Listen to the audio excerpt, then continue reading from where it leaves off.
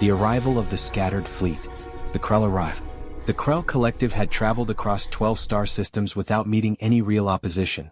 Their fleet consisted of 40 massive warships, each one carrying enough firepower to level continents.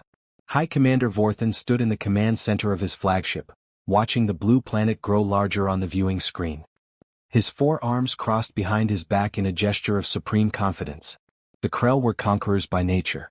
Their civilization had existed for 15,000 years, and during that time, they had absorbed over 200 species into their empire.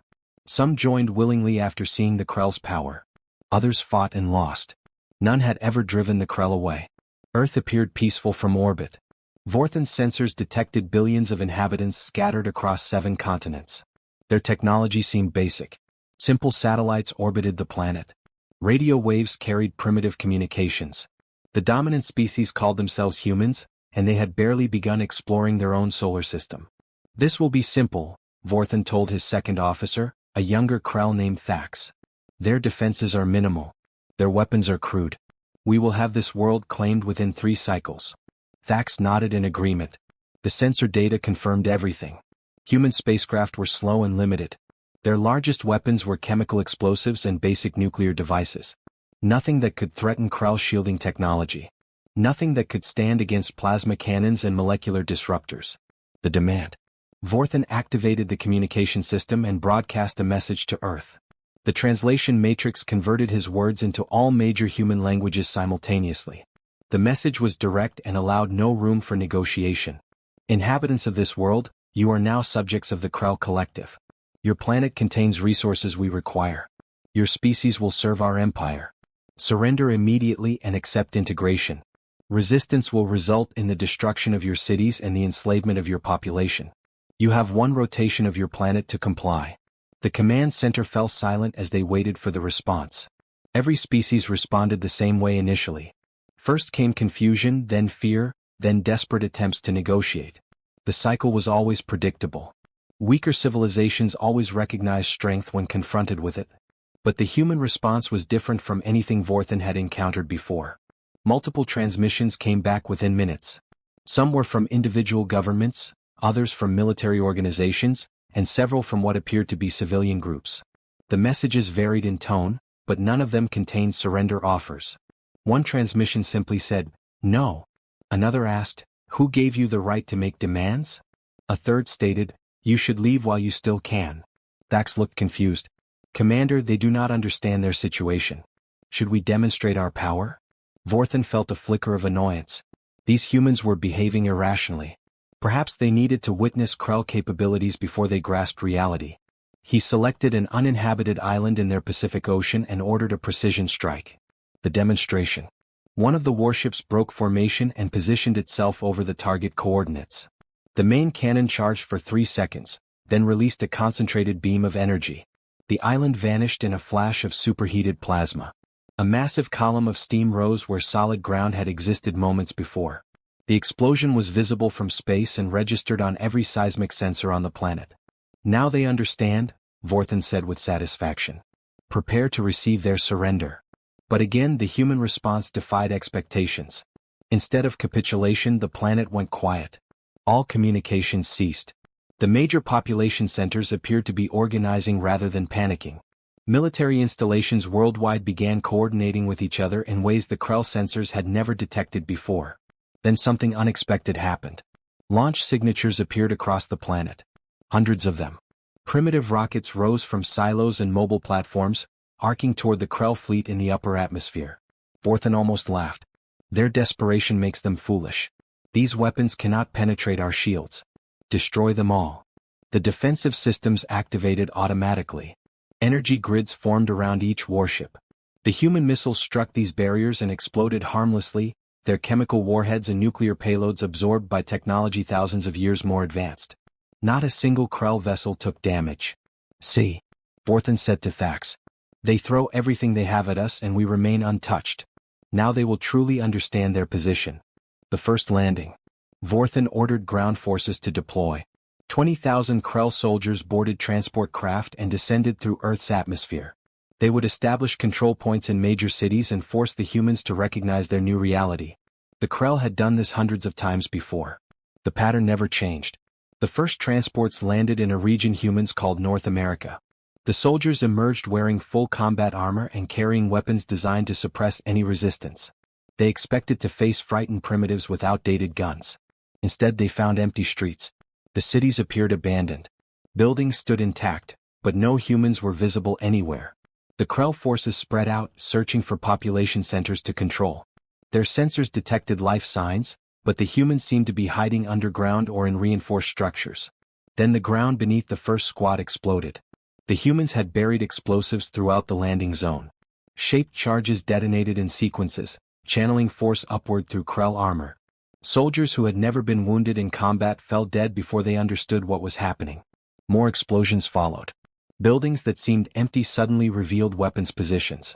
Projectiles struck from multiple angles. The Krell shields worked against energy weapons, but the humans were using kinetic force, bullets, shells, and rockets propelled by chemical reactions. The shields flickered and failed under sustained impacts. A Krell platoon leader called for air support, but before reinforcements could arrive, small flying machines appeared. The humans called them drones. They were cheap, simple, and carried explosives or cameras. They swarmed the Krell positions like insects, too numerous to target effectively, too fast to track. Within 2 hours, the first landing force had lost 30% of its soldiers. Within 4 hours, they were forced to retreat to their transports under covering fire from orbital ships. They left behind equipment, wounded soldiers, and something the Krell had never left before: doubt. The pattern repeats. Vorthan watched the reports with growing disbelief.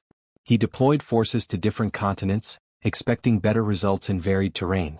Everywhere the outcome was the same. In dense jungles, Krell soldiers walked into ambushes set by humans who knew every tree and trail. In frozen tundra, supply lines were cut and patrols disappeared. In mountain ranges, valleys became killing zones where escape was impossible. In deserts, the heat worked against Krell biology while humans attacked from distances their sensors couldn't detect. The humans never fought in open battle. They never presented clear targets. They struck and vanished. They used the terrain. They destroyed supplies. They captured weapons and studied them. Most disturbing of all, they learned the price of underestimation. Adaptation. High Commander Vorthan had lost 6,000 soldiers in the first week. The number was unprecedented. The Krell Collective had conquered civilizations with armies 10 times larger than Earth's, and those campaigns had cost fewer lives. Something was fundamentally wrong with this invasion. Thax brought disturbing news to the command center. Commander, the humans have reverse-engineered our energy shields. They created a functioning prototype in 4 days. Vorthan's forearms tensed. That is impossible. Our technology took centuries to develop. These primitives barely understand space travel. The evidence is clear, Thax insisted. They captured intact equipment from our landing forces. Their scientists worked together across all their nations. They shared information instantly through their global communication networks. They have manufacturing facilities on every continent. What took us centuries, they accomplished through cooperation and desperation. Vorthan stared at the planet below. He had studied the intelligence reports before arrival. Humans fought constantly among themselves. They had dozens of nations that competed for resources. They maintained separate militaries and rarely coordinated. Their division should have made them weak. Instead, the Krell invasion had united them. Old enemies were sharing weapons technology. Rival nations were coordinating attacks. The entire species had transformed into a single fighting force overnight. Vorthan had given them a common enemy, and they had responded by becoming something the Krell had never encountered before: a unified human civilization focused entirely on survival. The trap. Vorthan decided to change tactics. If ground forces couldn't control the planet, he would use orbital bombardment to break their resistance. The Krell fleet would target military installations and major cities until the humans had no choice but to surrender. He selected coordinates and ordered the fleet to bombardment positions. 40 warships aligned themselves above population centers. Their main cannons began charging with enough energy to crack tectonic plates. The plan was ruthless but effective. Faced with total annihilation, every species eventually chose survival over pride. The targeting systems locked onto a city the humans called Tokyo. 20 million inhabitants lived there. Its destruction would demonstrate that continued resistance was futile. Vorthan gave the order to fire. The cannon discharged. A beam of concentrated plasma shot toward the planet's surface. It should have carved through the atmosphere and vaporized everything within 50 kilometers of the impact point. Instead, something struck Vorthen's flagship from behind. The entire vessel shuddered violently. Emergency alarms screamed. Officers were thrown from their stations. The bombardment beam went wide, missing Tokyo completely and striking empty ocean instead. Vorthen grabbed a support rail to steady himself as the ship's systems fought to compensate for the damage. "Report," he roared. Thax was staring at the tactical display with an expression Vorthen had never seen on a Krell face before. It looked like fear. "Commander, we have multiple contacts. Human vessels. They are attacking the fleet." The human fleet. Vorthen looked at the screen and couldn't believe what he saw. Ships were rising from Earth's surface and emerging from behind the moon. They were crude vessels, obviously built in haste, with mismatched components and improvised weapons systems. But they had functional shields and plasma cannons. The humans had taken Krell technology and combined it with their own engineering in ways that shouldn't have worked but somehow did. There were 35 human ships. They were outnumbered and outgunned. By every logical calculation, the Krell fleet should have destroyed them in minutes. But the humans didn't fight logically. They scattered in all directions, using their smaller size to maneuver in ways Krell capital ships couldn't match. They didn't engage in direct combat. Instead, they struck quickly and retreated behind planetary bodies. They used Earth's moon as cover, firing from concealment and then repositioning before return fire could track them. More importantly, they weren't alone. From Earth's surface, thousands of missiles launched simultaneously. These weren't the primitive nuclear weapons from the first day. The humans had loaded them with captured Krell explosives and modified their guidance systems using stolen technology. The Krell shields, designed to stop energy weapons, struggled against the kinetic force of so many impacts. The first warship lost its shields after absorbing 70 hits. Its hull began to fracture. Human ships immediately focused their fire on that vessel, pouring plasma into the weak points.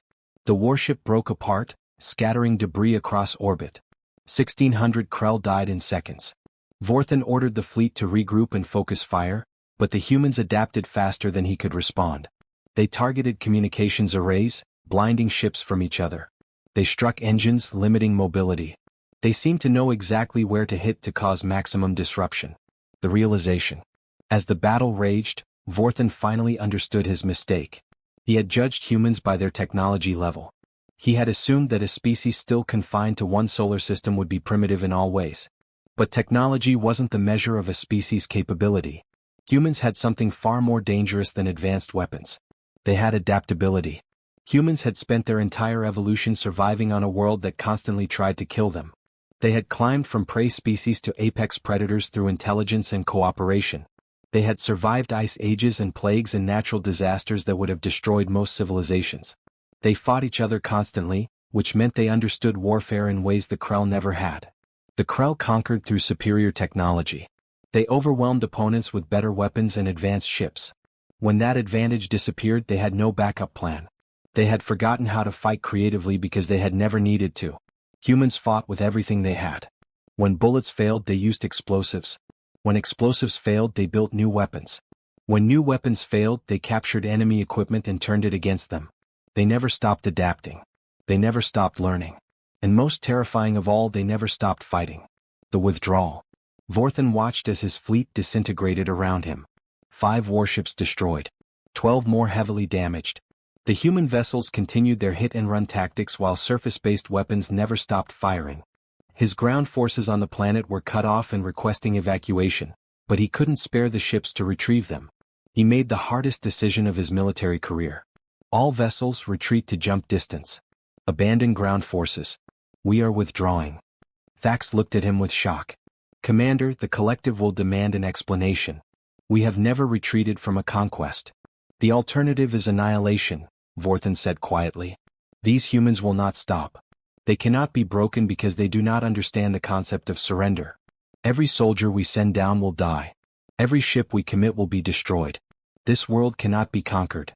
The surviving Krell vessels pulled back, accelerating toward the edge of the system where they could activate their faster-than-light drives. Human ships pursued but broke off at the boundary of their effective range. They had won and they knew it.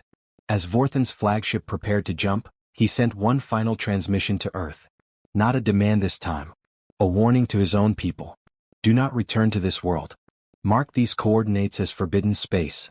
The species here is too dangerous to engage. They are few in number and limited in reach now, but they will grow. When they finally leave their planet and venture into the galaxy, nothing will stop them. We challenged the wrong world. The Krell Collective made a mistake. Pray they do not remember us. The fleet jumped to hyperspace, leaving behind wreckage, abandoned soldiers, and a legend that would spread across the galaxy. Humans had fought the Krell Collective and won. Not through superior technology, but through determination, creativity, and the absolute refusal to accept defeat. On Earth, humans watched the alien fleet disappear and began the long process of rebuilding. But they also began the process of learning. They had captured Krell technology. They had defeated a superior force through ingenuity. They now knew they weren't alone in the universe, and they knew others would come. Next time humanity would be ready. And the galaxy would learn what humans had always known, that being underestimated was the greatest advantage of all. End of story.